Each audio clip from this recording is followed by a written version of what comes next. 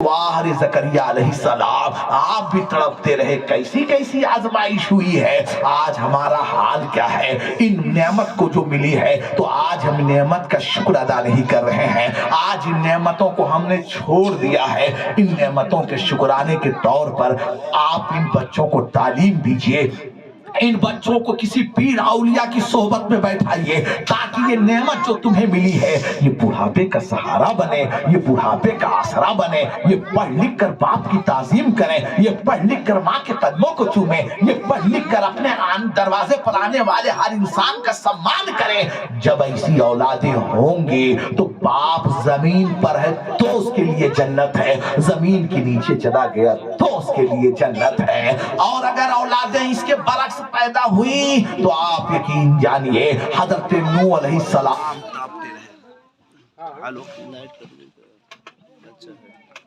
Hello, आप तारीख उठाकर देखें, हजरत नूह अलैहिस्सलाम कितने बड़े नबी हैं, लेकिन आपका बेटा पैदा हुआ वो जालिमों जाबिरों में मिल गया। और जब जालिमों जाबिरों में मिला तो अल्लाह ने उस नूह अलैहिस्सलाम के बेटे को कर्क कर दिया। और हजरत इब्राहीम अलैहिस्सलाम का हाल जरा देखो, अभी तो मैंने आपको बताया आपकी जिंदगी के एक वाकया, जरा देखो, औलाद से बढ़कर दुनिया में कोई नेमत है? आज हमारी निगाह में कोई नेमत नहीं है, लेकिन सबसे ज्यादा आदमी अगर कमजोर है तो अपने बेटे और बेटी को पढ़ाने में कमजोर है, खर्च करने में कमजोर है, माल कुर्बान करने में कमजोर है। हजरत इब्राहीम अलैहिस्सलाम का जिक्र चला, आओ जरा देखो, कुरान कहता है लन तनालुल बिर्रा हत्ता तुनफिकू मिम्मा तुहिब्बून, तुम उस वक्त तक कामिल मोमिन बन ही नहीं सकते जब तक कि अपनी प्यारी चीज कुर्बान न कर दो। सोचो आप, एक बेटा पैदा हुआ है, 14 साल की उम्र हुई,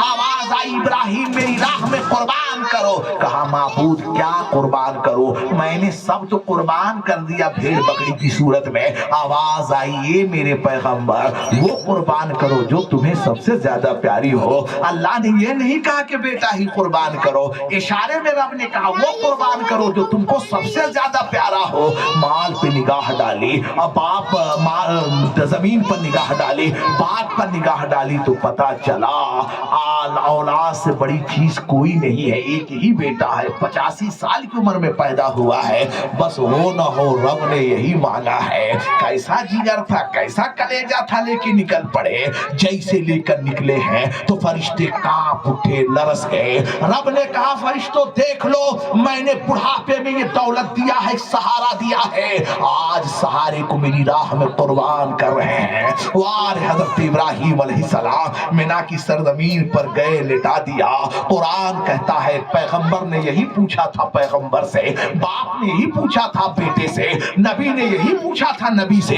क़ाला या बुनैया इन्नी अरा फिल मनामी अन्नी अज़बहुका फंजुर माज़ा तरा, मेरे बेटे मैंने कल सपना देखा है कि मैं तुझे अल्लाह की राह में ज़बह कर रहा हूँ, बता तेरी क्या राय है। तो 14 साल का खूबसूरत बेटा बाप को देखा, बाप की आंखों में आंसू आ गए। बड़ा हसीन बेटा है, एक ही बेटा है, ऐसा नहीं कि 4-5 बेटे हैं। एक को कुर्बान किया दूसरा है, दूसरा कुर्बान किया तीसरा है, तीसरा कुर्बान किया चौथा। नाना सिर्फ एक ही सहारा है। जैसे कहा मेरे लाल मैंने सपना देखा है, अल्लाह की राह में से क्या तेरी राय है। नो नबी ने कहा क़ाला या बतिफ अलमातु मरू सतजुदूनी, ए वालिद मोहतरम आपको जिस काम का हुक्म मिलता है आप कर डालिए, आप मुझे साबिर और शाकिर पाएंगे। नबी ने अपने बेटे को लिटाया और छुरी गले पे रखी है, जमीन व आसमान कांप उठे। रब ने कहा ए फरिश्तों है हिम्मत तुम में ऐसा इम्तिहान देने की। ए फरिश्तों देखो बुढ़ापे का सहारा मैंने दिया था,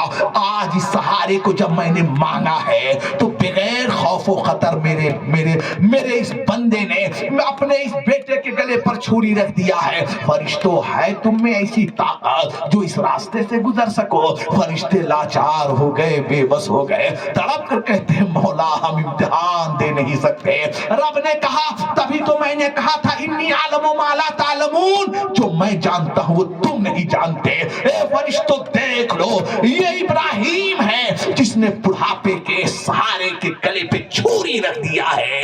ये इब्राहीम बचाना मेरा काम है, ये इब्राहीम इसकी बका मेरा काम है। छुरी चल गई, हलकूम कट गए, बच्चा बच गया। نیا بچہ مسکرا رہا ہے، آواز آتی ہے اس نسل کو ہم قیامت تک زندہ رکھیں گے، اس وجود کو ہم قیامت تک مٹنے نہیں دیں گے۔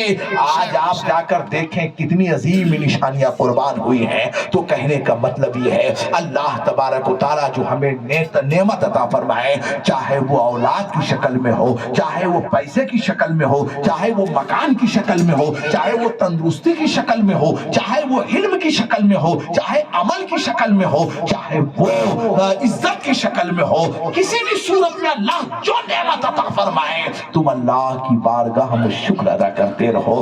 اپنی نعمت کو، اپنی چیز کو سب سے سونا سمجھو اور دوسری چیز کو آپ مٹی اپنی نگاہ میں سمجھو۔ جب مٹی سمجھو گے تو لالچ نہیں پیدا ہوگی، ہرس نہیں پیدا ہوگا، حسد نہیں پیدا ہوگی۔ آج سب سے زیادہ تمہیں کون سا مرض لگ گیا؟ حسد کا، جلن کا، کپٹ کا۔ یہ چیزیں ایسا، یہ تو ایسی بیماری لگ چکی ہے، میرا خیال ہے کوئی آدمی اس سے محفوظ نہیں ہے۔ کیوں؟ اس کی وجہ کیا ہے؟ یہ حسد مرض لگتا کب ہے؟ جب آدمی اپنی چیز کو مٹی اور دوسرے کی چیز کو سونا سمجھے گا، تب وہیں پر وہ لالچ پیدا ہوگی، تب وہیں پر وہ حسد میں آئے گا۔ اور جب اپنی چیز کو وہ سونا اور دوسرے کی چیز کو مٹی سمجھے گا تو لالچ پیدا ہی نہیں ہوگی۔ معبود تو نے مجھے جو بھی دیا ہے یہ تیرا کرم ہے، یہ مٹی میرے نزدیک سونا ہے، یہ لوہا جو تو نے دیا ہے میرے نزدیک یہ ڈائمنڈ ہیرا ہے۔ جس دن یہ تصور پیدا ہو جائے گا اس دن صحیح طریقے سے ہم کامل اکمل اللہ کے شکر گزار بندے بن جائیں گے۔ اور اللہ کے جب شکر گزار بندے بنیں گے تو اللہ فرماتا ہے رہو گے تو بھی تمہارا ذکر ہوگا، نہیں رہو گے تو بھی تمہارا ذکر ہوگا۔ غریب نواز کا ذکر ہو رہا ہے، معین الدین کا ذکر ہو رہا ہے، سید سالار کا ذکر ہو رہا ہے، امام حسین کا ذکر ہو رہا ہے۔ مجھے بتاؤ ان کا ذکر کیوں ہو رہا ہے؟ 7,500 سال ہو گئے ابراہیم علیہ السلام کو گئے،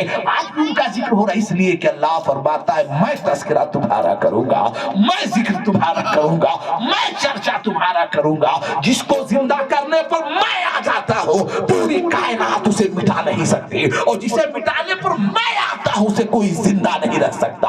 یزید کی نسل کو اللہ نے مٹا دیا، آج یزید کا نام لینے والا کوئی نہیں ہے۔ حسین کی نسل کو اللہ نے امر کر دیا، ایسا امر کر دیا ہے آج حسین کی نسل میں، غوث حسین کی نسل میں، غریب نواز حسین کی نسل میں، سید سالار حسین کی نسل میں، غوث اعظم کے بیٹے حسین کی نسل میں، مدار پاک حسین کی نسل میں، سید سالار کے باپ حسین کی نسل میں، وارث پاک حسین کی نسل میں، حضرت مخدوم پاک ماہم حسین کی نسل میں۔ اعلیٰ حضرت کہتے ہیں تیری نسل پاک میں ہے بچہ بچہ نور کا، تو ہے انہیں نور تیرا سب گھرانہ نور کا۔ اللہ تبارک و تعالی ہم سب کو صراط مستقیم پر چلنے کی توفیق عطا فرمائے، اور جو نعمت اللہ ہمیں عطا فرما رہا ہے اس نعمت کو ہم اللہ تبارک و تعالی ہمیں شکر کرنے کی توفیق عطا فرما۔